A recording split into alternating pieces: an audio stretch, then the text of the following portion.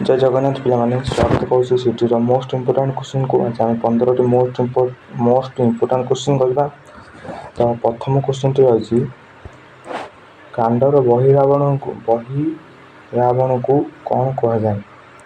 कांडर बहिरावण को कौन कहा जाए। ऑप्शन ए गंडी, ऑप्शन बी पब, ऑप्शन सी आकर्षी, ऑप्शन सी डी छेली। तो आर करेक्ट आंसर टी हो छेली। पिला माने तुम माने कमेंट सेक्शन रे कमेंट करो आंसर। कमेंट करो आंसर मु रिप्लाई करिवि। तो पिला हम दिबा सेकंड क्वेश्चन को। सेकंड क्वेश्चन है निम्नोक्त मध्यरु क्यों संचारणती प्रोकार्योटिक सेल रे न थाए। से पछे डीएनए, से पछे प्लाज्मा झिल्ली, से पछे राइबोसोम्स, से पछे माइटोकॉन्ड्रिया। यार उत्तर टी हो माइटोकॉन्ड्रिया। तो माइटोकॉन्ड्रिया जो प्रोकार्योटिक सेल रे न थाए। तो जिबा नेक्स्ट क्वेश्चन को। तो नेक्स्ट क्वेश्चन देछि संवेग हेउछि एक सदृश परिमाण एवं यह निज वस्तुत्व और देश रो उत्पन्न अटे। ऑप्शन ए त्वरण, ऑप्शन बी तर्क बा अघन्य, ऑप्शन सी गुरुत्वाकर्षण, ऑप्शन डी परिवेग। तो पिला माने कमेंट करो, कमेंट सेक्शन रे कमेंट करो एवं लाइक करो और सब्सक्राइब करो। तार उत्तर टी यही क्वेश्चन संवेग एक सदृश परिमाण एवं यह निजर वस्तुत्व और देश उत्पन्न अटे ना परिवेग उत्पन्न अटे।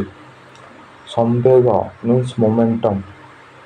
P equal to mass into velocity square. यह होछि हम माने फार्मूला। तो मास होछि निजर वस्तुत्व एवं वेगर परिवेगर स्क्वायर सहित प्रोपोर्शनलिटी। तो पिला नेक्स्ट क्वेश्चन को। तो नेक्स्ट क्वेश्चन देछि बोतल रे मिलुवा फल रस घर तैयारी फल रस अपेक्षाकृत परिष्कार जଣା पड़े कारण। तो ऑप्शन देछि बोतल फल रस पेक्टिनास और स्ट्रेप्टोनिकास द्वारा परिष्कार करा जाय छै ना बोतल फल रस पेक्टिनास और प्रोटिस द्वारा परिष्कार करा जाय छै ना बोतल फल रस स्वास्थ्यकर प्रदूषित से विभिन्न प्रकार क्रिया परिवहन समय पोषक तत्व नष्ट हो जाए। तो पिला ने आम गैस कर बोतल फल रस स्वास्थ्यकर प्रदूषित भूल से विभिन्न प्रकार परिवहन समय पोषक तत्व नष्ट हो भूल। ताहले करेक्ट आंसर दुईटी गोटे हम। तो करेक्ट आंसर हम बोतल फल रस पेक्टिनास और प्रोटिस द्वारा परिष्कार होता है। तो नेक्स्ट क्वेश्चन को। लाइमस्टोन रासायनिक फॉर्मूला कौन। लाइमस्टोन रासायनिक फॉर्मूला कौन। तो लाइमस्टोन रासायनिक फॉर्मूला होछि माने ऑप्शन ए देछि CaOH2 carbon hydroxide, CaCO2 carbon dioxide, CaCO3 एवं CaO। तो ऐसे करेक्ट ऑप्शन है CaCO3। लाइमस्टोन रो रासायनिक फॉर्मूला होछि CaCO3। तो जो नेक्स्ट क्वेश्चन को। हाइड्रोजन रो जोर्जता केते। माने हाइड्रोजन रो जोर्जता मींस एठी वैलेंसी। हाइड्रोजन रो वैलेंसी माने तुम जानते हो हाइड्रोजन रो एटॉमिक नंबर होछि 1। तो हाइड्रोजन रो वैलेंसी मध्ये 1। हाइड्रोजन रो वैलेंसी मध्ये 1। तो जब नेक्स्ट क्वेश्चन को।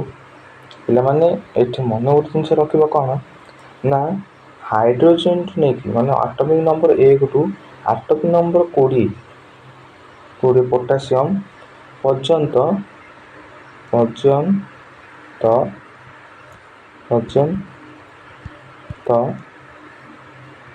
समस्ते एटॉमिक नंबर एन वैलेंसी पूरा प्रैक्टिस करिबा घोषी करी ରଖିଥିବ, କାରଣ ଏହି ଉପରେ ବହୁତ କ୍ୱେଶ୍ଚିନ୍ ଆସିଥାଏ। ତ ଯିବା ନେକ୍ସଟ କ୍ୱେଶ୍ଚିନ୍କୁ। ନେକ୍ସଟ ହେଉଛି 5 କେଜି ବସ୍ତୁର ତ୍ୱରଣ ହେଉଛି 4 ମିଟର per ସେକେଣ୍ଡ ସ୍କୋୟାର। ଏହାର ଉପରେ କରୁଥିବା ସମୁଦାୟ ବଳ କେତେ? ତ ଆମେ ଜାଣିଛନ୍ତି କ'ଣ ନା ସେ କ୍ୱେଶ୍ଚିନ୍ଟା ପୁନର୍ବାର ନ୍ୟୁମେରିକାଲ କ୍ୱେଶ୍ଚିନ୍କୁ 2 ଥର ପଢ଼ି କହିବ। ତୁମେ ଦେଖିବ 5 କେଜି ବସ୍ତୁର ତ୍ୱରଣ ହେଉଛି 5 କେଜି, ଆମକୁ ମାସ୍ ଦେଇଛି 5 କେଜି।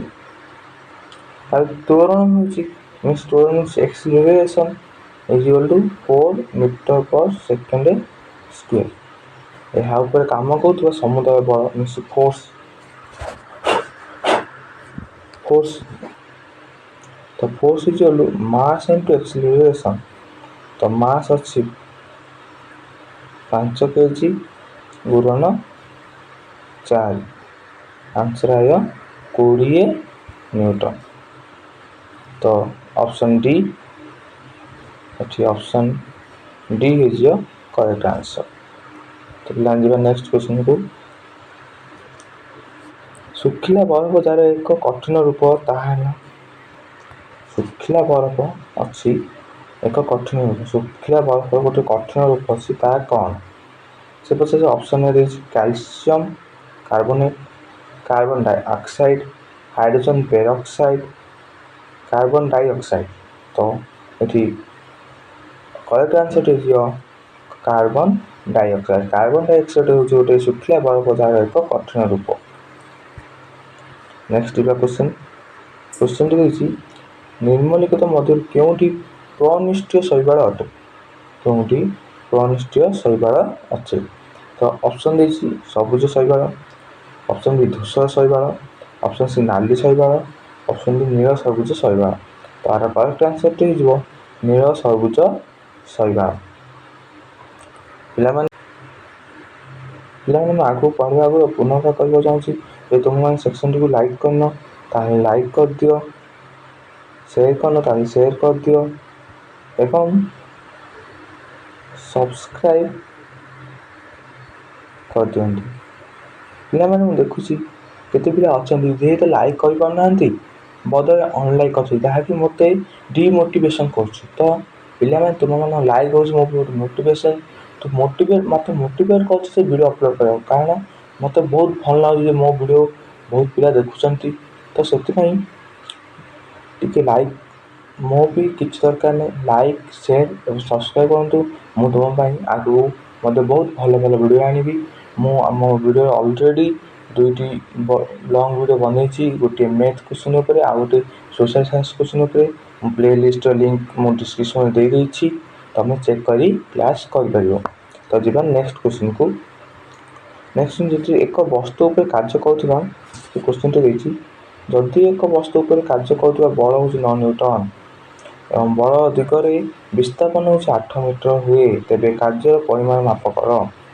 ତ ଦେଖ ପିଲାମାନେ କ'ଣ ଦେଇଛି ନା ଆମକୁ ଦେଇଛି ଫୋର୍ସ ଯେଉଁଟାକି 9 ନ୍ୟୁଟନ ଏବଂ ବଳ ଦିଗରେ ବିସ୍ଥାପନ means displacement S equal to 8 metre. ତାହେଲେ କାର୍ଯ୍ୟର ପରିମାଣ ମିନ୍ସ ୱାର୍କ କେତେ ହେଇଛି ପଚାରୁଛି। ତ work equal to force into displacement implies force ହେଉଛି 9 ନ୍ୟୁଟନ ଗୁଣନ 8 ମିଟର। ତ 8 ନୂଆ 72 କ'ଣ ଜୁଲ୍, କାର୍ଯ୍ୟର ଏକକ ଜୁଲ୍। ତ 72 ଜୁଲ୍ କରିଦେଇଛି ନା option C is correct answer.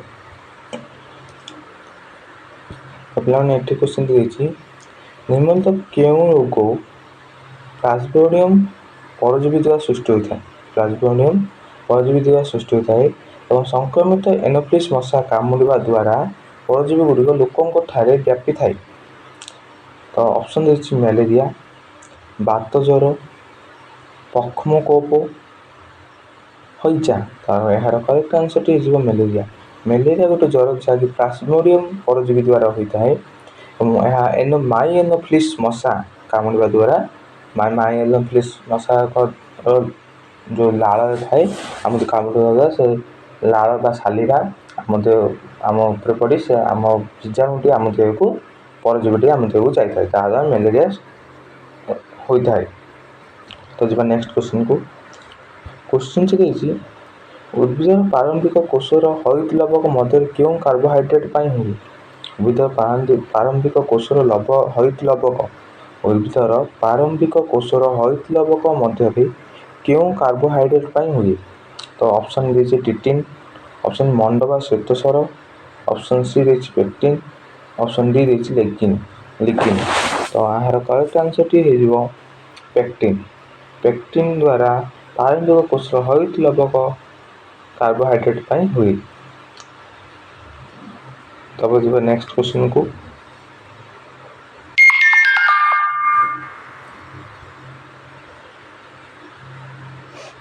ନିମ୍ନଲିଖିତ ମଧ୍ୟରୁ କେଉଁଟି ଏକ ଏଣ୍ଡୋଥର୍ମିକ୍ ପ୍ରକ୍ରିୟା ଅଟେ? ନିମ୍ନଲିଖିତ ମଧ୍ୟରୁ କେଉଁଟି ଏକ ଏଣ୍ଡୋଥର୍ମିକ୍ ପ୍ରକ୍ରିୟା ଅଟେ? ପିଲାମାନେ ଦେଖ, ଅପସନ୍ ଦେଇଛି ପାଣିରେ ଗ୍ଲୁକୋଜ୍ ମିଶାଇ ଯାଇଛି, ଶିପ ଚୂର୍ଣ୍ଣରେ କପେ ପାଣି ମିଶାଯାଇଛି, ବାୟୁରେ କୋଇଲା ଜଳାଯାଉଛି, ଆମୋନିଆ ଉତ୍ପନ୍ନ ହେଉଛି। ପିଲାମାନେ କ'ଣ ମେନ୍ ଜିନିଷ କ'ଣ ନା ଏଣ୍ଡୋଥର୍ମିକ୍ କ'ଣ ଏକ୍ସୋଥର୍ମିକ୍ କ'ଣ? ଏଣ୍ଡୋଥର୍ମିକ୍ କ'ଣ ଆଉ ଏକ୍ସୋଥର୍ମିକ୍ କ'ଣ? ଏଣ୍ଡୋଥର୍ମିକ୍ ଏଠି ଆବଜର୍ଭ ହେବ ଏନର୍ଜି। ଏଣ୍ଡୋଥର୍ମିକ୍ରେ ଆବଜର୍ଭ ଏନର୍ଜି ସେ ଆବଜର୍ଭ କରିବ। କିନ୍ତୁ ଏକ୍ସୋଥର୍ମିକ୍ ପ୍ରୋସେସ୍ରେ ଏନର୍ଜି ରିଲିଜ୍ ହେବ ହେଲା, ଏନର୍ଜି ରିଲିଜ୍ ହେବ। କିନ୍ତୁ ଇନ୍ ଦି ଫର୍ମ ଅଫ୍ କ'ଣ? ହିଟ୍। ଦୁଇ ଯାକ ହିଟ୍ ହେଇ ବାହାରିବ, heat in the form of heat. ତ ଆମେ ଦେଖିବା ପାଣିରେ ଗ୍ଲୁକୋଜ୍ ମିଶାଯାଇଛି। ଦେଖ ଫାଷ୍ଟ କଥା ଏମୋନିଆ ଉତ୍ପନ୍ନ ହେଇଛି, ସେଇଠୁ କନଫର୍ମ ହିଟ୍ ଜେନେରେଟ୍ ହେବ, କିନ୍ତୁ ଏଇଟା ହେବନି। ବାୟୁରେ କୋଇଲା ଜଳାଯାଇଛି, କୋଇଲା ଜଳାଯାଇଛି ମିନ୍ସ ଏନର୍ଜି ଉତ୍ପନ୍ନ ହେଉଛି, ଏଇଟା ମଧ୍ୟ ହେବନି। ଶିପ ଚୂର୍ଣ୍ଣରେ କପେ ପାଣି ମିଶାଯାଇଛି, ଶିପ ଚୂର୍ଣ୍ଣ ଗୋଟେ ଚୂର୍ଣ୍ଣ ଯେଉଁଥିରେ ପାଣି ମିଶାଇଲେ ସେଠି ମଧ୍ୟ ଏନର୍ଜି ରିଲିଜ୍ ହିଁ ହୁଏ, ତ ଏଇଟା ମଧ୍ୟ ହେବନି। ପାଣିରେ ଗ୍ଲୁକୋଜ୍ ମିଶାଯାଇଛି। Option is correct. ପାଣିରେ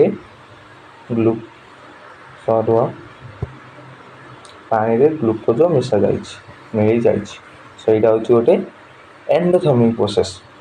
ତ ଯିବା ନେକ୍ସଟ କ୍ୱେଶ୍ଚନ୍। ବସ୍ତୁର ବସ୍ତୁତ୍ୱ ଗୁଣନ ତ୍ୱରଣ ସମାନ।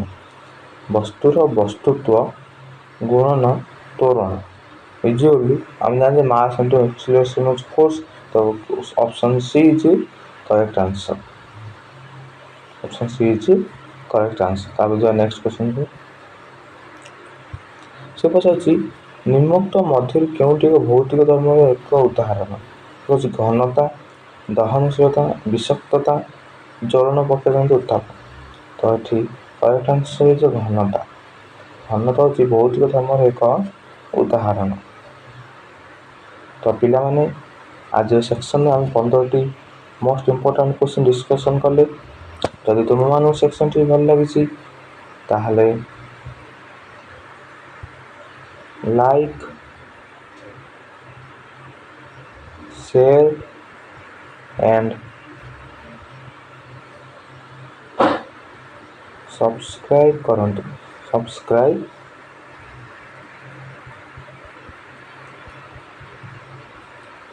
କରନ୍ତୁ। ରହିଲି, ଜୟ ଜଗନ୍ନାଥ ଏବଂ ଥ୍ୟାଙ୍କ ୟୁ ସେକ୍ସନ୍ଟି ଶେଷ ପର୍ଯ୍ୟନ୍ତ ଦେଖିଥିବାରୁ। ଦେଖା ହେବା ଅନ୍ୟ ଏକ ଭିଡ଼ିଓରେ। ରହିଲି, ଜୟ ଜଗନ୍ନାଥ।